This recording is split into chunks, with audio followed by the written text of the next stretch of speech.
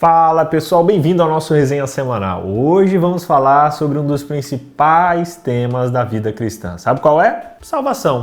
O que você precisa fazer para conquistá-la? Jesus disse lá em Marcos 16:16 que quem crer e for batizado será salvo. Mas será que é só isso então? É apenas se converter, se batizar e pronto, salvação garantida? Então eu posso viver como eu quiser, certo? Não? Os méritos de Cristo não são suficientes para me libertar dos meus pecados? Olha, gente, calma. Vamos com calma, porque hoje a gente vai entender tudo isso aqui de uma vez por todas. Então, fiquem tranquilos.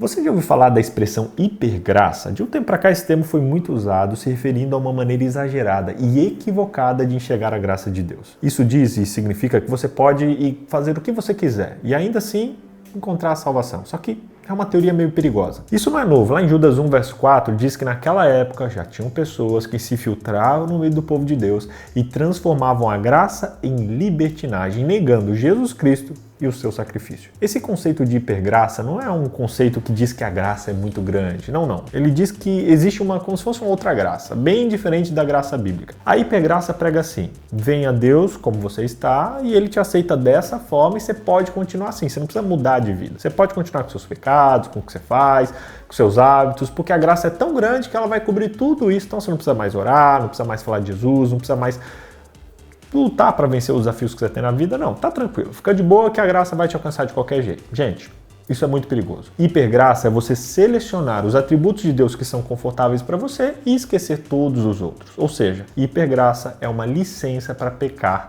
dissimuladamente. Isso é criar o seu Deus. É aquele que te agrada, que fala e que faz o que você quer. Loucura, né? Eu tô louco? Eu pergunto. Quando eu falo isso, eu sou louco? Eu sou louco? Não, eu sou louco. Eu tô louco? Não, eu não tô louco. Eu não tô louco. A verdade é que a graça já é hiper, gente. Não tem como adequar ou mudar ela de acordo com as nossas vontades. Então ela já é gigantesca e ela já alcança todos nós. Mas para deixar esse assunto bem claro, eu vou explicar o que é a graça bíblica e o que ela não é. Graça é um presente de Deus, concedido por intermédio de Jesus Cristo. E esse presente é nada mais, nada menos do que a vida, porque pelos nossos pecados nós merecemos a morte e Jesus Cristo morreu no nosso lugar para que pudéssemos viver por meio dos seus méritos. Agora que deixamos claro o conceito de graça, a primeira coisa que a gente tem que entender é que para receber a graça, nós devemos aceitar a graça. E essa decisão cabe unicamente a nós. Filipenses 2 deixa isso bem claro. Aparentemente no verso 12, lá fala que devemos desenvolver a nossa salvação, mas no verso 13 ele diz que essa obra é feita por Deus.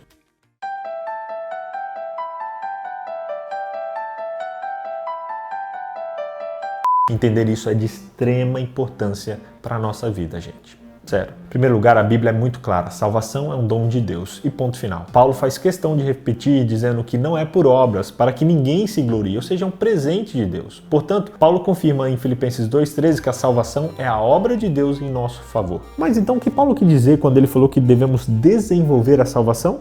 Deus tornou a salvação disponível para nós, mas não podemos nos beneficiar dessa salvação, a menos que escolhamos aceitá-la. Embora Deus conceda todo o poder e capacidade necessários para mantermos o foco em Cristo, essa é uma tarefa na qual devemos nos empenhar. Devemos escolher obedecer por meio do poder de Deus, mas através da nossa escolha. Essa decisão não possui mérito algum na salvação, mas sem ela, nós não podemos ser salvos. Em outras palavras, o presente está aí na sua frente, mas ele só vai ser seu quando você for lá pegar ele. Entendeu? Eu não entendi o que ele falou. Aí você diz, BJ, o que isso tem a ver com sábado? E eu te respondo, tudo. Com o sábado funciona assim também. Ele é santo sem nenhum esforço da nossa parte. Quer você observe o sábado, quer não observe, ele continua sendo santo. Ele é santo porque Deus declarou assim. No entanto, não podemos experimentar as bênçãos que Deus colocou na experiência do sábado, a menos que a gente entre nesse descanso sabático. Quando santificamos o sábado, não inserimos nele alguma santidade. A santidade já está lá, mas não podemos participar da santidade do sábado, a menos que escolhamos entrar em seu descanso. E aí eu te pergunto, você já conseguiu colocar isso em prática na sua vida? Qual é a sua tendência? Tentar obedecer a Deus pelos seus próprios esforços ou achar que você não precisa de nenhum esforço para obedecer? Coloca aqui nos comentários se tiver coragem, que eu quero conversar, ouvir um pouco da sua experiência e quem sabe te ajudar nisso. Particularmente, eu já enfrentei os grandes desafios desse tema. A gente fica às vezes dividido, tentando entender o que é, o que não é, o que eu tenho que fazer, ou o que eu não preciso fazer, e dá até uma angústia no nosso coração. Outro ponto-chave que você precisa entender é que a graça não é algo que acontece de uma hora para outra, assim como a condenação também também não. Ambos são um processo. A gente associa muitas vezes o batismo à nossa salvação, como se depois de sair da água tudo tivesse resolvido, pronto, salvação garantida. Não. Aquele é só o começo da nossa caminhada cristã. Na verdade, não é nenhum começo, é apenas uma parte do processo. A graça vai muito além da conversão, e um exemplo disso é que ela é citada várias vezes em diferentes tempos verbais, às vezes no presente, às vezes no passado e às vezes no futuro. Ou seja, ela aconteceu, está acontecendo e ainda vai acontecer.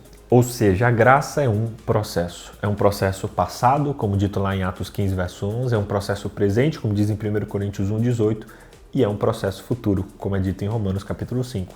Verso 10. Isso significa que fomos salvos, estamos sendo salvos e seremos salvos. Ou seja, até mesmo a santificação é um processo. Viva o processo e veja a mão de Deus mudando a sua vida. E se ela é um processo, ela ainda não terminou. E você ainda corre o risco de perder a salvação ou até mesmo de conquistá-la. Por isso, se você continuar pecando deliberadamente, ou seja, de maneira despretensiosa e despreocupada, já não tem mais sacrifício por você. A Bíblia deixa claro que devemos continuar alicerçados na fé, sem se afastar do Evangelho. Você pode abortar o processo. Por isso, esteja firme na fé e continue dentro do processo. E deixe a graça te transformar todos os dias. Você entendeu, velho? Você tá brabo? Eu tô brabo, mano.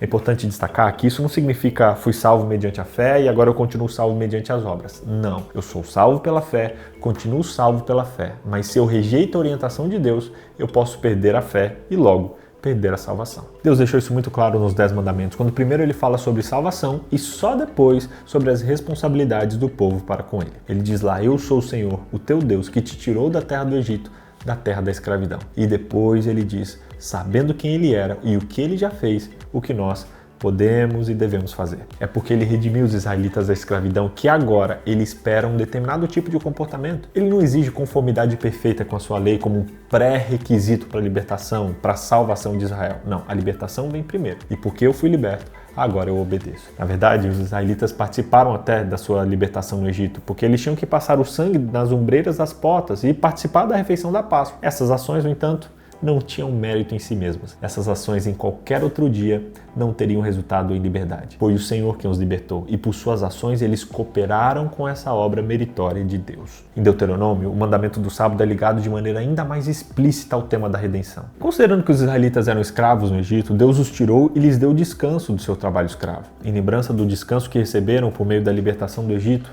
eles deveriam observar o descanso sabático semanalmente. Ou seja, como já estudamos anteriormente, o sábado exalta Deus como Criador, mas também exalta Deus como Redentor. Somente o poder do Deus que criou todas as coisas é suficiente para libertar eu e você do nosso pecado. Só Deus poderia criar uma nova vida, uma vez que estávamos mortos em nossos pecados e em nossas transgressões. É o mesmo poder que atua na criação e na redenção, e a observância do sábado liga esses dois eventos na nossa consciência e na nossa experiência. Se Cristo não tivesse nos criado, Ele não poderia nos redimir.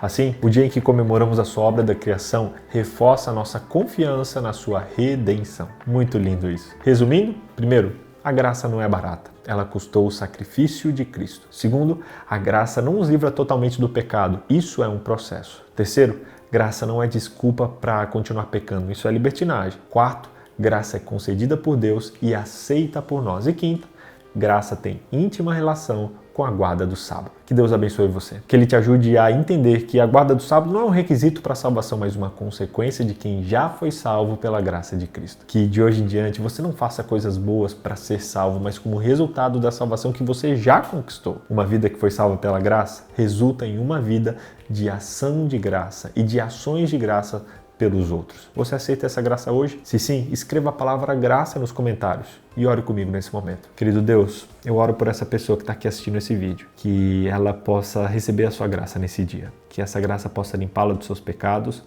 possa transformá-la e dar a ela a certeza da salvação em Cristo Jesus. Que ela termine esse vídeo com a certeza que ela está salva, não pelos méritos dela, mas pelos seus méritos que estão recaindo sobre ela nesse momento. Que a partir de agora ela viva uma vida de ações de graça, que leva essa graça que ela recebeu para outras pessoas que precisam recebê-la também. Abençoe, use e transforme essa pessoa que peço em nome de Jesus. Amém. Que Deus abençoe sua vida. Não se esqueça, semana que vem estamos aqui de novo. E se você gostou desse conteúdo, inclusive se você quer recebê-lo semanalmente lá no seu e-mail, a gente manda tudo isso por escrito. É só você cadastrar o seu e-mail clicando no link que eu deixei aqui na descrição. Cadastre seu e-mail, toda semana a gente manda para você um resumo, materiais extras e conteúdos para ajudar você a se aprofundar nesse estudo. E se você quer se aprofundar, não esquece, temos 2 estudos aqui para você fazer pelo seu WhatsApp. Por que guardar o sábado e como guardar o sábado. Clica aqui que tá muito legal. Até semana que vem. Aparentemente, mas então, por que Paulo quis dizer, como diz em 1 Coríntios 1, verso 18 e 1, isso significa que fomos salvos estando... Ele não exige enfermidade. Os israelitas devem observar o descanso da sabática.